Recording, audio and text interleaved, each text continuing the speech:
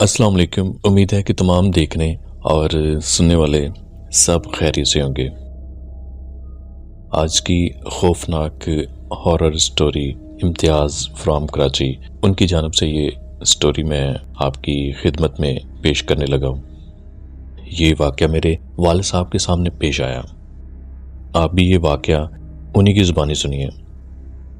میں تقریباً 12 سال کا تھا اور تعلیم کے غرض سے اپنے نانا کے پاس رہا کرتا تھا۔ وہ خانے وال کے قریب ایک گاؤں میں رہائش پذیر تھے۔ میرے والدین ضلع لاہور میں مقیم تھے۔ دن اچھے گزر رہے تھے۔ میں خوب محنت سے تعلیم حاصل کر رہا تھا۔ ایک دن میں اسکول سے لوٹا تو نانی جان کی طبیعت ناساز تھی۔ میں فوراً ان کی تیمارداری میں مصروف ہو گیا، لیکن ان کی حالت بگڑتی چلی گئی۔ میں نے فوراً ڈاکٹر کو بلا لیا۔ اسی اثناء میں نانا جان بھی آ گئے۔ وہ بھی خاصے پریشان ہو گئے۔ ڈاکٹر نے نانی جان کا باغور معائنہ کیا اور نہایت پر تشویش لہجے میں کہا، مجھے بظاہر تو کوئی مرض معلوم نہیں ہو رہا، مگر ان کی حالت بہت ابتر ہے۔ میری سمجھ میں فی الحال کچھ نہیں آ رہا۔ یہ کہہ کر وہ بیگ اٹھا کر چلے جاتے ہیں۔ ڈاکٹر یہ کہہ کر ہماری پریشانی میں اضافہ کر گیا۔ اب تو ہم سب بہت نروس ہو گئے، سمجھ میں نہیں آ رہا تھا کہ کیا کریں۔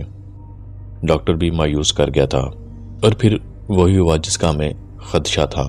طبیعت میں خرابی کی وجہ سے صرف 2 گھنٹے بعد نانی چل بسی۔ گھر کی فضا سوگوار ہو گئی۔ محلے کے مرد اور عورتیں جمع ہونے لگے اور اچھا خاصا مجمع لگ گیا۔ ہر ایک محو حیرت تھا کہ نانی جان کو کیا ہوا۔ ابھی کچھ دیر پہلے تو وہ اچھی خاصی تھی۔ میں سب کو عالم حیرت اور سوگواری میں چھوڑ کر بغیر کسی کو بتائے لاہور کے لیے روانہ ہو گیا۔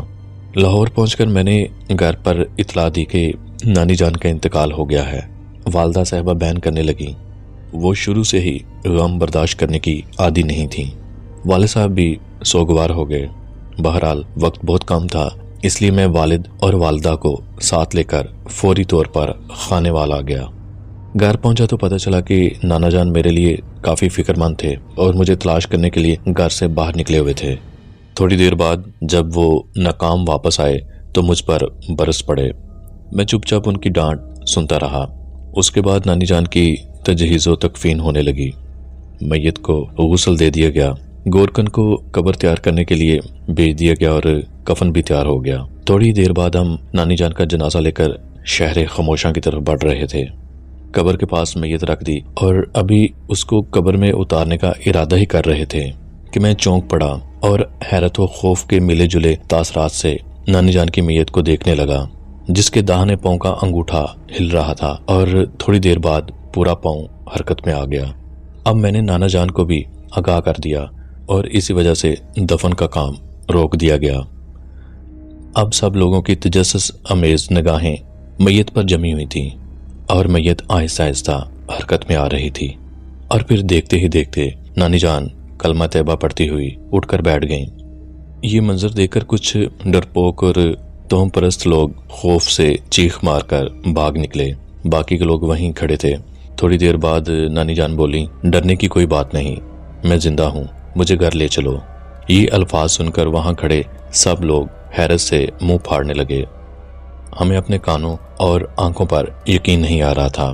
کچھ ہی دیر بعد نانی جان ہمارے ساتھ پیدل چل کر گھر جا رہی تھیں۔ ہمارے گھر پہنچنے سے پہلے یہ خبر جنگل کی آگ کی طرح پورے گاؤں میں پھیل چکی تھی کہ نانی جان زندہ ہو گئی، اور اس لیے ہم جدھر سے بھی گزرتے لوگ دروازوں اور کھڑکیوں میں جمع نظر آتے تھے۔ جب ہم گھر پہنچے تو وہاں بھی لوگوں کا ہجوم نظر آیا۔ لوگ کافی زیادہ جمع ہو چکے تھے۔ گھر میں تل دھرنے کی بھی جگہ نہیں رہی تھی۔ سب لوگ یہ سننے کے لیے بے قرار تھے کہ یہ سب کیسے ہوا۔ اور جب لوگوں کی بے قراری اور ہجوم حد سے زیادہ بڑھ گیا تو نانی جان صحن میں تخت بچھا کر بیٹھ گئیں اور اپنی ردات سنانے لگیں۔ وہ جو الفاظ ادا کرتی تھیں لوگوں کے منہ حیرت سے کھلتے جاتے تھے۔ انہوں نے جو کچھ بتایا وہ لفظ بہ لفظ مجھے آج بھی یاد ہے، آپ بھی سنیے۔ نانی کہہ رہی تھی کہ صبح بیٹھے بیٹھے مجھے سر میں درد محسوس ہوا، لیکن میں نے کوئی پرواہ نہیں کی اور روزمرہ کے کاموں میں مصروف رہی۔ لیکن تھوڑی ہی دیر بعد میری طبیعت بہت بوجھل ہو گئی۔ میں لیٹ گئی، پھر میری آنکھوں کے سامنے ایک سایہ لہرانے لگا اور آہستہ آہستہ واضح ہوتا گیا۔ پھر وہ مجھے صاف نظر آنے لگا۔ وہ ایک سفید پوش، سفید ریش اور نورانی چہرہ بزرگ تھے۔ جو ہی وہ میرے سامنے آئے، میری طبیعت ابتر سے ابتر ہوتی چلی گئی اور مجھے سخت تکلیف محسوس ہونے لگی۔ مجھے ایسا محسوس ہونے لگا جیسے میری جان نکل رہی ہے، اور در حقیقت ہو بھی یہی رہا تھا۔ پھر اس بزرگ نے میری طرف ہاتھ بڑھایا اور ایک دم میری تکلیف غائب ہو گئی۔ میں نے اپنے آپ کو ہوا کے دوش پر اڑتے ہوئے محسوس کیا۔ تھوڑی دیر بعد میں بے ہوش ہو گئی۔ مجھے کچھ پتہ نہیں کہ اس کے بعد وہ بزرگ کہاں گئے اور کن کن منازل کو طے کر کے میں وہاں پہنچی تھی۔ جب مجھے ہوش آیا تو میں ایک چوڑی اور صاف شفاف سڑک پر چل رہی تھی۔ کچھ آگے جا کر مجھے انسانوں کے نہایت پردرد انداز میں چیخنے کی آوازیں سنائی دیں۔ ادھر ادھر دیکھا مگر کچھ نظر نہ آیا۔ آخر عالم حیرت میں کھوئی ہوئی دوبارہ چلنے لگی۔ تھوڑی دور جا کر مجھے ایک سکا ملا جو سڑک پر چھڑکاؤ کر رہا تھا۔ چیخوں کی آواز بدستور آ رہی تھی۔ میں نے ہمت کر کے اس سے دریافت کیا کہ یہ آوازیں کیسی ہیں، اور جو کچھ اس نے بتایا وہ میرے تو کیا ہر انسان کے رونگٹے کھڑے کر دینے کے لیے کافی ہے۔ اس نے بتایا یہ انسانوں کی آوازیں ہیں جو دنیا میں برے کام کرتے رہے۔ وہ لوہے کے گرم گرم ستونوں سے لپٹے ہوئے ہیں۔ ستون اتنے گرم ہیں کہ سرخ ہو رہے ہیں۔ ان انسانوں کو ان ستونوں سے لپٹنے کا حکم ہے۔ وہ اپنا عذاب بھگت رہے ہیں۔ میں یہ سن کر کانپ گئی، مگر خود بخود میرے قدم دوبارہ حرکت میں آ گئے۔ کافی دیر چلنے کے بعد میں کھڑکی کے قریب پہنچی۔ میرے وہاں پہنچنے پر کھڑکی خود بخود کھل گئی اور میں اندر داخل ہو گئی۔ میرے اندر داخل ہوتے ہی کھڑکی خود بخود بند ہو گئی اور میں دوبارہ چلنے لگی۔ تھوڑی دور جا کر میں نے دیکھا کہ ایک سرخ و سفید نورانی چہرہ لیے بزرگ بہت سی کتابیں اپنے سامنے سجائے تشریف فرما ہیں۔ ان کی داڑھی چاند کی طرح سفید اور چمکدار تھی۔ لباس بھی سفید ہی تھا۔ چہرہ آفتاب کی مانند دمک رہا تھا۔ ان کے سامنے کھڑی ہو گئی۔ انہوں نے نظر اٹھا کر دیکھا، پھر سامنے کھلی ہوئی کتاب پر ایک نظر ڈالی اور انہوں نے کسی کو آواز دی۔ تھوڑی دیر بعد وہی بزرگ آئے جو میرے بے ہوش ہونے سے قبل میرے ساتھ تھے۔ وہ بزرگ وہاں آ کر کھڑے ہو گئے۔